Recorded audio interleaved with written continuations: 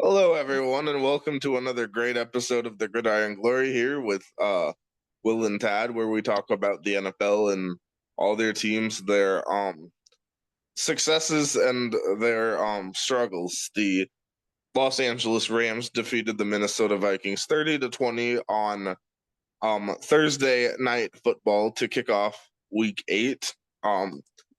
Matthew Stafford had a phenomenal effort, 25 of 34, 279 yards, 4 touchdowns, one one interception, remarkably 0 sacks, despite the fact that he was almost sacked early in the game when the Vikings defense was all around him, but he majestically got through and fired into the end zone for an early touchdown. So just a lot of momentum there for the Rams. A very well put together offensive performance. And after seeing this, where would you rank Matthew Stafford amongst NFL quarterbacks?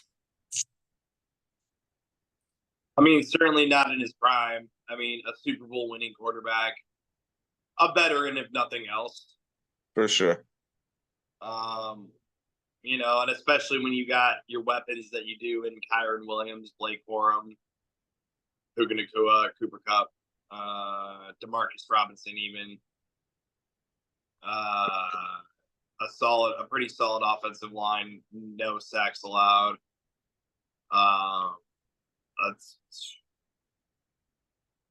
This Rams team is tough to beat when they're healthy, really. And I mean, Puka Nacua, a really solid return from him. And the Vikings, I mean, they competed, they fought hard, and they unfortunately just kind of let it go at the very end, but looked pretty resilient for most of it. Yeah. The Vikings, they tried, maybe some. Sam Darnold out there, the 2 touchdowns, sacked 3 times, 240 yards. But just the running game wasn't really there, especially after the first few drives. Aaron Jones, 19 carries, 58 yards. Got to see more there. Just not very inspiring play callings in the run game. You want to see better execution there.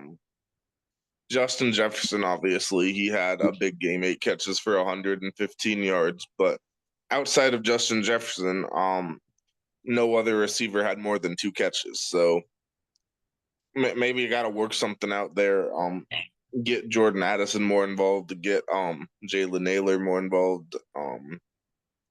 Obviously, right now with the tight end situation, TJ Hawkinson is still out. He might be back this week, so that could help some potentially. But you got to take some of the pressure off of Justin Jefferson, because right now he's kind of doing everything in the receiving game. At least in this game, he was. So you want to see a little more from Jordan Addison, I'd say. I guess that'd be what my thinking is on the Vikings offense. And a big concern for the Vikings offense is their offensive line, with the massive injury to Christian Darrisaw right before halftime in this football game. And now he is out for the season, and it's questionable if he'll even be ready at the start of next season. So obviously that's a massive injury to a cornerstone in the offensive line. So the Vikings tried to address this by adding Cam Robinson from the Jaguars in a trade. But I mean, Robinson is a respectable offensive lineman, a veteran if nothing else, but he's no Chris Darrisaw. So it's going to be interesting to see how the team rebounds. What would your take on that situation be? Yeah,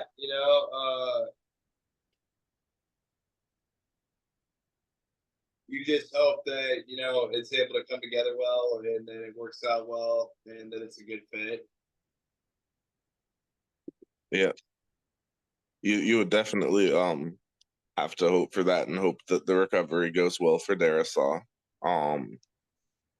As for the Vikings defense, boy, a tough one out there.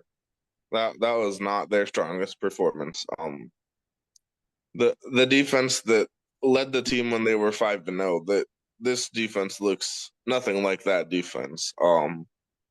A very difficult game for the secondary.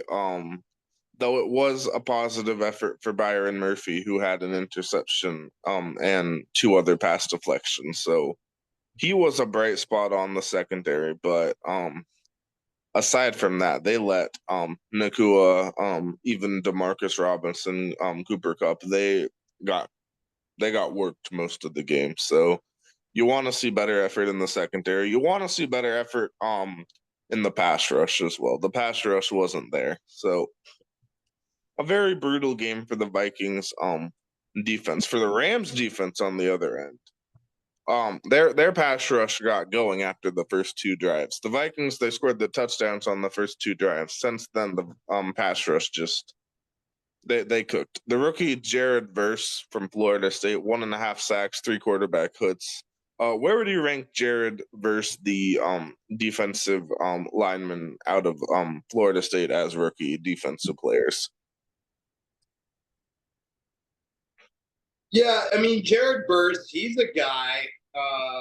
3 total tackles, a solo tackle, a sack and a half, a tackle for a loss. He wears the number 8 out of Florida State, the rookie. 2.5 sacks and a forced fumble. I mean, I would say he's an above average rookie defensive player for sure. Certainly, I he's don't been know. impressive. I don't know about rookie D boy necessarily, but he might be up there. Yeah, I think he could definitely have a chance continue to stay in contention there. But yeah, just impressive game there. Also a sack out of Byron Young. Um, you had the 2 quarterback hits by Michael Hecht as well. So that was a solid showing there. The Rams, they just executed, and they proved that when they're healthy, they can compete with some high level teams. So just a big win for them. 3-4, and sort of back in contention in the NFC.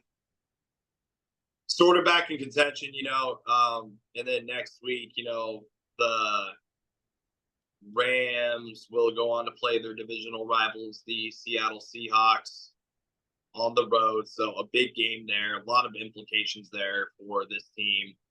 And Certainly. then the Minnesota Vikings, they played the Indianapolis Colts on Sunday Night Football. A chance to go 6-2 there, really. Yeah, some big games there. All 4 teams in those 2 games you mentioned, teams that are competing for the playoffs. So some exciting matchups there. Did you have any other takes on this game? I did Okay. not have better takes on this game. No. Yeah. Thank you all for watching, following along. Continue to follow our season long NFL content that we proudly bring to you, and will continue to do so throughout the Super Bowl and beyond.